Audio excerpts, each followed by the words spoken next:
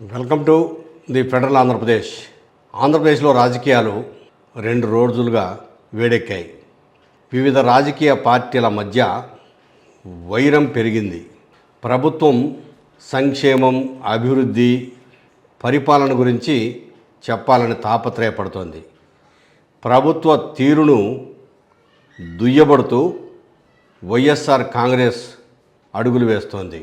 శుక్రవారం రోజు రాష్ట్ర వ్యాప్తంగా 175 నియోజకవర్గాలలో వెన్నుపోటుకు 2 ఏళ్ళు అంటూ వైఎస్ఆర్ కాంగ్రెస్ పార్టీ నిర్వహించిన కార్యక్రమం దాదాపు విజయవంతమైందని చెప్పొచ్చు.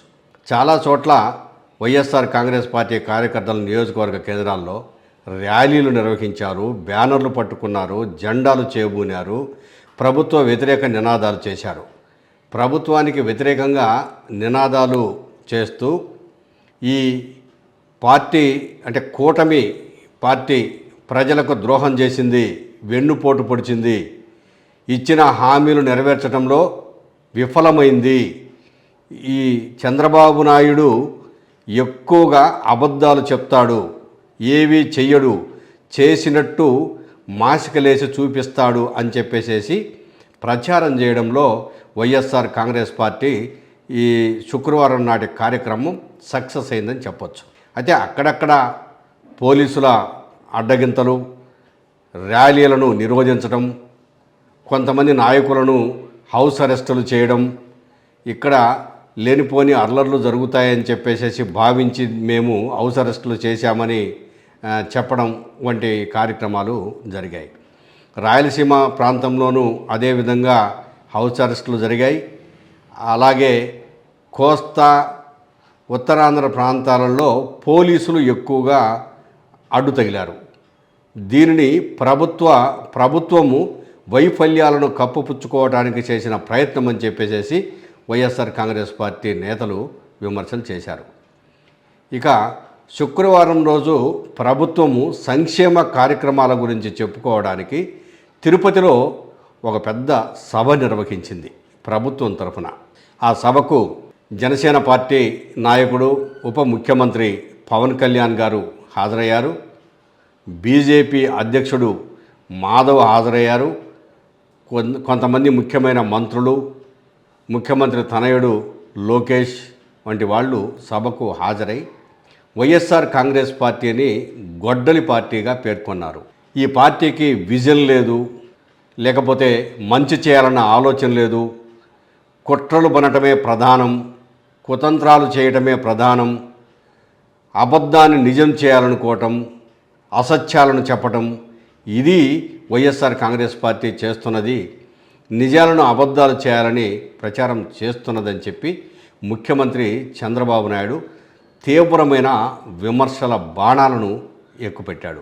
ఎవరైతే అభివృద్ధి చేసి ఆదాయాన్ని పెంచే వాళ్ళకి సంక్షేమం పంచే అధికారం ఉంది. అప్పులు చేసే వ్యక్తి, తాకట్టు పెట్టే వ్యక్తికి సంక్షేమం గురించి మాట్లాడే అర్హత లేదని మరొకసారి ఈ సభలో చెప్తున్నాను. గడిచిన ప్రభుత్వంలో ఆస్తులు తాకట్టు పెట్టారు. ఎంఆర్ఓ ఆఫీసు, అదే మారిగా హాస్పిటల్ తాకట్టు పెట్టడం, కడాన మద్యాన్ని తాకట్టు పెట్టి వచ్చే ఆదాయాన్ని కూడా అప్పు తీసుకురావడం, ఎక్కడికక్కడ రాష్ట్రాన్ని తాకట్టు పెట్టిన వాళ్ళు ఈ రోజు రాష్ట్రాన్ని గురించే మాట్లాడే అర్హత ఉందా తమ్ముళ్ళు అని మిమ్మల్ని అడుగుతున్నా. అదే రీతిలో జనసేన అధ్యక్షుడు పవన్ కళ్యాణ్ కూడా వైఎస్ఆర్ కాంగ్రెస్పై బాణాలు ఎక్కుపెట్టాడు. ఒకవైపు వైఎస్ఆర్ కాంగ్రెస్ పార్టీ అన్ని నియోజకవర్గాల్లో ర్యాలీలు, రస్తారోకోలు, ధర్నాలు నిర్వహించారు. మరోవైపు ప్రభుత్వం తాము చేస్తున్న సంక్షేమ కార్యక్రమాలను వివరించడానికి తిరుపతిలో పెద్ద సభ పెట్టి ఆ సభలో సంక్షేమం గురించి చెప్పేదానికంటే ఎక్కువగా విమర్శలు చేయడానికి పూర్తిస్థాయి సమయాన్ని కేటాయించింది. ఈ సందట్లో సడేమియా అన్నట్లుగా కాంగ్రెస్ పార్టీ అధ్యక్షురాలు ప్రభుత్వం పైన విమర్శలు గుప్పించారు. వైఎస్ షర్మిల, మీరు 2 ఏళ్ల కాలంలో ఏమి సాధించారు, ఏమి చేశారు, ఏమీ సాధించలేదు, అన్ని అబద్ధాలు చెప్తున్నారు, మోసాలు చేస్తున్నారని చెప్పేసి చంద్రబాబు నాయుడు కూటమి ప్రభుత్వాన్ని తీవ్ర విమర్శలతో ముంచెత్తింది. అంటే ఇంకా రాజకీయ నాయకుల నోటి నుంచి ఇటీవల కాలంలో అంటే ఒక వారం రోజులుగా కాక్రోచ్ పార్టీ పేరు కూడా మారుమ్రోగింది.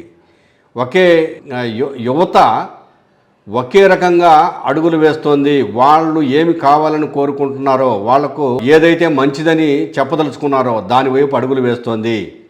కాక్రోచ్ పార్టీ ఏర్పడిన తర్వాత నా కుమారుడికి 20 మంది స్నేహితులుంటే వాళ్ళల్లో 3 స్నేహితులు ఢిల్లీలో జరిగిన కాక్రోచ్ పార్టీ సమావేశానికి హాజరయ్యారని చెప్పేసి స్వయంగా ఉప ముఖ్యమంత్రి పవన్ కళ్యాణ్ను చెప్పడం విశేషం.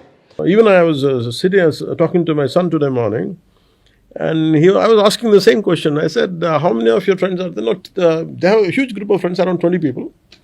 And I asked them how many of them are there. I think 3 of them subscribed. But actually they won't come out.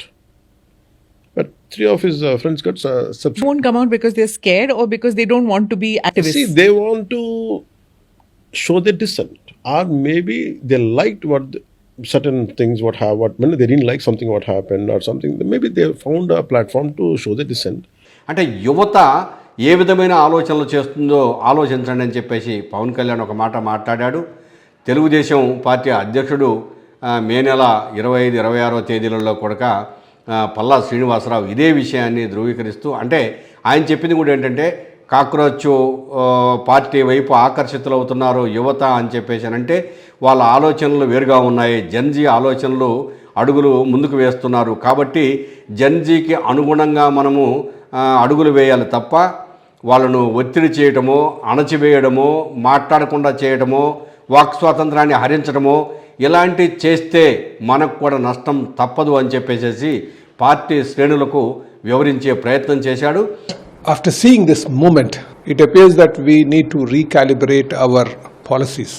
So, we will definitely take to the notice of our policymakers and see that the aspirations of the public are met. Some of the concerns that they have raised by the youth, especially the cockroach Janata Party, that has to be taken into consideration, especially regarding this toll gates. We will definitely do that. అదే ప్రయత్నము పవన్ కళ్యాణ్ కూడా చేశాడు. ఇంకా BJP వాళ్ళు వచ్చేసేసి కేంద్ర ప్రభుత్వ పథకాలు ఆంధ్రప్రదేశ్ రాష్ట్రంలో పూర్తి స్థాయిలో బ్రహ్మాండంగా అమలు జరుగుతున్నాయి.